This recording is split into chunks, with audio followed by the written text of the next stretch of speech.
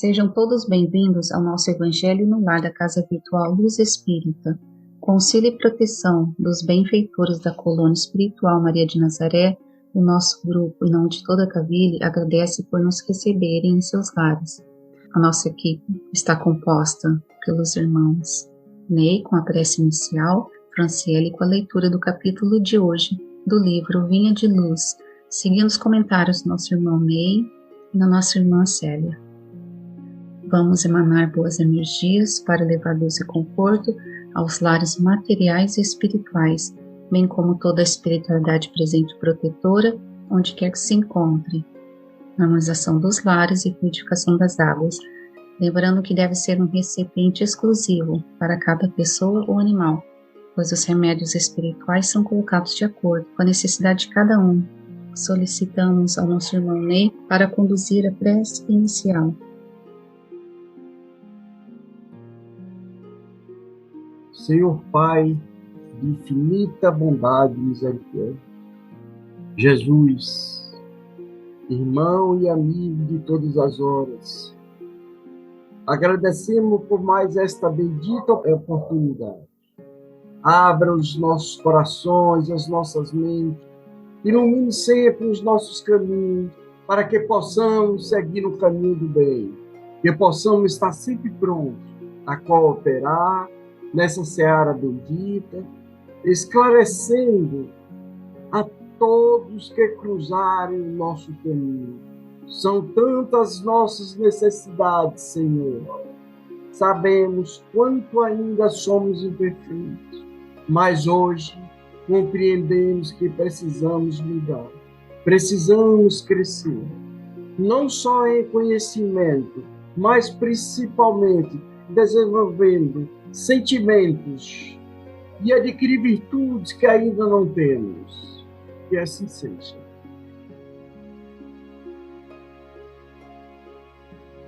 Leitura do livro Vinha de Luz, pelo Espírito Emmanuel. Capítulo 2. Vê como vives. E chamando 10 servos seus, deu-lhes 10 minas e disse-lhes: negociai até que eu venha. Jesus, Lucas 19:13. Com a precisa madureza do raciocínio, compreenderá o homem que toda a sua existência é um grande conjunto de negócios espirituais e que a vida em si não passa de ato religioso permanente, com vistas aos deveres divinos que nos prendem a Deus. Por enquanto, o mundo apenas exige testemunhos de fé das pessoas indicadas por detentoras de mandato essencialmente religioso. Os católicos romanos rodeiam de exigências os sacerdotes, desvirtuando-lhes o apostolado. Os protestantes, na maioria, atribuem aos ministros evangélicos as obrigações mais completas do culto. Os espiritualistas reclamam de doutrinadores e médiuns as supremas demonstrações de caridade e pureza. Como se a luz e a verdade da nova revelação pudessem constituir exclusivo patrimônio de alguns cérebros falíveis. Urge considerar, porém, que o testemunho cristão, no campo transitório da luta humana, é dever de todos os homens, indistintamente. Cada criatura foi chamada pela providência a determinado setor de trabalhos espirituais na terra. O comerciante está em negócios de suprimento e de fraternidade. O administrador permanece em negócios de orientação, distribuição e responsabilidade. O servidor foi trazido a negócios de obediência e edificação. As mães e os pais terrestres foram convocados a negócios de renúncia, exemplificação e devotamento. O carpinteiro está fabricando colunas para o templo vivo do lar. O cientista vive fornecendo equações de progresso que melhorem o bem-estar do mundo. O cozinheiro trabalha para alimentar o operário e o sábio. Todos os homens vivem na obra de Deus, valendo-se dela para alcançarem um dia a grandeza divina. Usufrutuários de patrimônios que pertencem ao Pai, encontra-se no campo das oportunidades presentes, negociando com os valores do Senhor. Em razão dessa verdade, meu amigo, vê o que fazes e não te esqueças de subordinar teus desejos a Deus. nos negócios que por algum tempo te forem confiados no mundo. O ser humano vale mais do que o mundo inteiro, com seus bens, com seus diamantes e com todos os tipos de pedras preciosas. Mas quando se esquecemos do nosso próprio valor, acabamos nos esgotando, tentando conquistar bens que se estragam com o tempo. Nos perdemos em uma busca acelerada de bens cujo valor são discutíveis, porque esses bens só valem diante daqueles hábitos que são pré-estabelecidos, por caprichos, por vaidades, e muitas vezes nos acostumamos a dar uma importância muito alta para aquilo que tem um valor alusivo ou até que não tem nenhum valor. Damos valor ao dinheiro, à prata, ao ouro, que são bens considerados como preciosos, porém nós estamos nos sacrificando, acabamos vendendo por moedas a nossa própria paz de consciência, como também o nosso próprio bem-estar. Gastamos as melhores energias em uma corrida ousada e cruel pela posse de tesouros e pela sensação ilusória de poder e glória. Aliás, é por isso que, de maneira enganada, há julgamento de que a humildade é uma vida vazia, porque se acredita que nessas condições nos sentimos impedidos de buscar aquilo que idealizamos serem valiosas. Mas é certo que essas vidas podem ser tão brilhantes como qualquer outra. Infelizmente, o mundo admira e se deixa levar por coisas exteriores. A ostentação, o brilho, acabam seduzindo os sentidos e enganando aquelas mentes que estão ainda despreparadas, porque o verdadeiro valor está no nosso interior, no nosso caráter, nos sentimentos, na nossa inteligência. Então, desenvolver os próprios talentos é realizar o principal objetivo da vida. Por isso que é tão importante, tão sagrada a conquista desses ideais. Aliás, ideal que Deus, na sua soberana justiça, assegura para todos os habitantes da Terra a possibilidade de se realizar e evoluir. Ninguém está impedido de desejar como consequência o alvo grandioso da vida, porque mesmo que uma pessoa esteja na pior situação da sua vida, ela vai permanecer com a capacidade de desenvolver o seu sentimento e de conseguir subir novos degraus na escala evolutiva. Mesmo que essa pessoa seja algemada, acorrentada e que seja pregada em uma cruz, essa pessoa será uma vencedora, porque mesmo estando crucificada, se ela suplicar pelas suas próprias forças, ela conseguirá se elevar das misérias da terra e poderá se dirigir às grandezas do céu. Infelizmente, somos todos arrastados pelas rotinas diárias e, consequentemente, somos levadas a crer que o ter é mais importante que o ser. Ter muito dinheiro, ter poder, sucesso, ter reconhecimento. Esses são os requisitos que o mundo impõe para nós, como sendo necessárias para encontrar a felicidade aqui na Terra. Mas tenhamos a certeza de que tudo isso são sonhos incapazes de durar com a ação do tempo e até do próprio egoísmo. E no dizer de Jesus fica a questão de que vale o homem ganhar o mundo inteiro a perder a si mesmo. Então aprendamos a viver na obra divina, aproveitemos as oportunidades que nos são oferecidas todos os dias, mas nos lembremos de que essas dádivas nos servem apenas para alcançarmos um dia a grandeza divina. Enquanto estamos encarnados, nós podemos usar os patrimônios que nos foram confiados, mas devemos sempre nos lembrar de que eles pertencem ao Pai. Então, se nós tivermos essas verdades sempre em mente, vamos prestar atenção naquilo que fazemos e, consequentemente, vamos dominar os nossos desejos ao poder de Deus, sabendo que a Deus pertence todos os negócios que nos foram confiados de maneira provisória no mundo em que habitamos. Gratidão.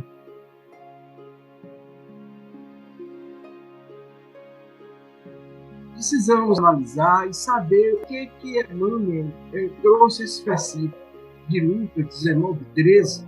A mina era uma moeda corrente da época, de prata, tinha um peso de 571 gramas, equivalente a 100 dracmas, ou a 60ª parte do talento. A significação desse versículo, ou dessa parábola, é a mesma dos talentos, narrada por Mateus. Ele nos apresenta os trabalhadores que cooperam totalmente, e os que cooperam razoavelmente, e os que não cooperam por preguiça, ou por ignorância, ou por falta de conhecimento, ou os que se opõem ao Senhor. Cada servo com suas capacidades diferenciadas, pois são espíritos em evoluções diferentes. Por isso é que o Senhor Jesus, ou o Senhor, distribuiu os talentos de acordo com a capacidade de cada um. Pois bem, meus irmãos, vamos analisarmos quanto ao fato de o Senhor ter dito ao servo negligente que o mesmo deveria ter colocado o dinheiro no banco para que rendesse juros. Não é um incentivo à usura, nem à ganância, mas uma linguagem alegórica, pois o servo deveria ter se preocupado os que tinham mais capacidades do que ele, e assim o servo progrediria um pouco mais pela experiência que é adquirida, que o Senhor, o dono, ele deu a cada servo de acordo com a sua capacidade. Um ele deu 10, outro ele deu 5, e o outro ele foi dando de acordo com a capacidade. Então, vejamos quanto a referência de que o que tem será dado e o que não tem será tirado, até mesmo os que têm, significa o quê? Que todos que se esforçam para corresponder o amparo divino no plano espiritual receberão auxílio, é lógico, e proteção para que possam aumentar as suas virtudes. E os que não se esforçam para acrescentar alguma coisa ao bem que recebeu de Deus, sofrerá nas encarnações ou reencarnações expiatórias, quanto pela dor ou pelo sofrimento, e com certeza vai aprender e acordará no progresso, pois a nossa finalidade aqui é essa. E através das palavras de Jesus, os discípulos leais a se esforçar mais, a trabalhar mais, e concluiu: a todo aquele que tem mais será dado, mas daquele que não tem, até mesmo o que tem será tirado. E ele acrescenta: os que não querem que ele se torne rei sobre eles serão executados. Então Jesus continua toda a sua viagem por Jerusalém explicando porque o povo queria o imediatismo de Jesus. E o que Jesus tinha? Que ele sempre dizia: meu reino não é desse mundo. Então, que sirva para todos nós, para os nossos talentos que nos é dado. Porque o texto está falando de todas as profissões, de carpinteiro, de cientistas. Então, cada um tem os seus talentos e vão desenvolver e ensinar e passar esses ensinamentos. Porque não adianta você reter. Você retendo, você está o quê? Sendo egoísta. Então, o que Jesus pede com os seus discípulos: que vá, transmita, se modifique, evolua.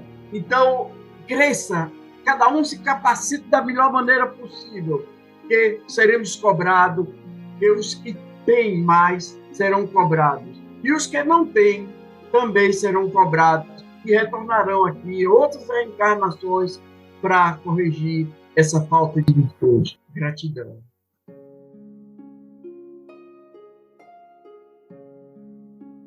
Bom, foi muito bem colocado pela Fran e pelo nosso irmão Ney, essa parábola de Jesus, que fala realmente do trabalho. E eu coloco aqui esse viés do Emmanuel, de que estamos todos ligados sempre a Deus, que nosso assunto sempre, sempre será religioso, da forma que é estarmos ligados a Deus, estarmos em busca de Deus, querendo ou não querendo, acreditando ou não acreditando. O ser humano, sendo ateu ou não, nesta vida, é o que tem pouco talento, nenhum, ele continua cometendo os mesmos deslizes, ele não se preocupa em essa nova oportunidade acertar a sua vida. E os que têm mais talentos, aqueles que têm mais vontade de crescimento, vão lutando contra os seus defeitos, os seus problemas, e vão alcançando. E aqueles que têm já muito mais maturidade espiritual, muito mais proximidade, vão aprendendo com o erro dos outros, vai vendo pelo aprendizado dos outros. Isso não convém, como dizia Paulo. Tudo você pode fazer qualquer coisa, mas convém. E a consequência? Você aguenta a consequência? As lágrimas que vêm depois de tudo aquilo que você quer, daquilo que você deseja, as decepções. Então, tudo nós podemos querer, mas qual é a nossa conveniência. Com Deus também sabemos trabalhar, não só nos jogarmos como doidos, famintos como Deus, nas religiões que tivemos no mundo, e seguir de forma fanática um Deus e acabando destruindo essa oportunidade também, porque não parou para pensar, eu posso realmente fazer isso? O que Jesus disse é isto. Ele deixou o amor, ele veio nos ensinar a amar e a nos conectar com Deus. Deus não é mais um Deus violento, um Deus punitivo. Ele é um Deus que pacifica, é um Deus que quer paz, que quer a comunhão com o homem e quer que esse homem chegue até ele. Mas de que forma? Trabalhando todo dia um pouquinho com os seus talentos, não sendo usurário, dando valor, não com joias, como a Fran falou, essas coisas que não são importantes. O que é importante? O valor moral, o valor espiritual, o que se ganha com o que se dá valor ao amigo, se dá valor à família, se dá valor ao seu próximo. Porque eu sempre digo, se eu estou onde eu estou, alguém me deu a mão nessa vida, encarnado ou desencarnado, e me trouxe. Então é minha obrigação estender a minha mão para alguém. Um pouquinho, que seja um dedo, de alguma forma, mesmo que sejam apenas com ações, e orar para também ajudar. Essa ligação sempre está com Deus para a gente estar trabalhando. Gratidão eterna.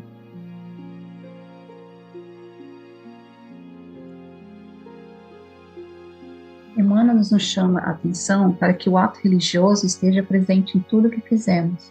Exigimos muito mais das testemunhas de fé, de líderes de uma instituição religiosa ou até mesmo das pessoas da própria doutrina. Exigimos atos de perfeição. Vivemos num planeta de provas e expiação. Os espíritos aqui encontrados são imperfeitos, estão em aperfeiçoamento. Os testemunhos de fé é obrigação de todos. Temos nossas qualidades, temos nossos defeitos, nossos desafios diários, mas não adianta exigir do outro aquilo que ainda não conquistamos. O ato religioso é permanente. O dever cristão é de responsabilidade de todos nós, na tarefa em que nos foi confiada e muito além, no nosso dia a dia. Na seara do Cristo, cada um setor diferente de trabalho, então que possamos servir com obediência diante dos nossos próprios atos e comportamento, ver como vive, com renúncia e sacrifício, que possamos subordinar os nossos desejos a Deus. Com os entendimentos tão bem explanados por nossos irmãos, vamos procurar interiorizar o que nos foi apresentado, refletindo intimamente por alguns instantes.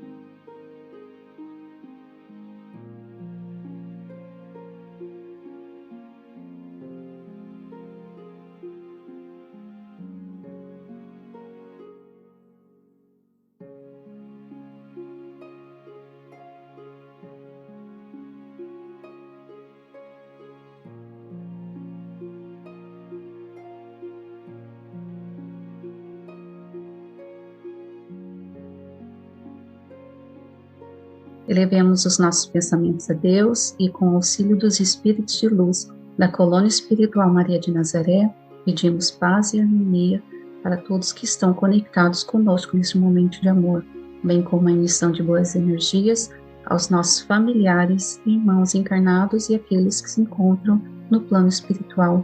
Por fim, pedimos ao Senhor Jesus e aos guias espirituais, principalmente os integrantes das correntes médicas do espaço, coloque em nossas águas os fluidos astrais, vitais e espirituais, a que cada um necessita, para curar todas as enfermidades físicas, emocionais e espirituais, proporcionando saúde, vitalidade, equilíbrio e forças nos trabalhos do bem. Sendo assim, solicitamos a nossa irmã Célia para conduzir a prece final.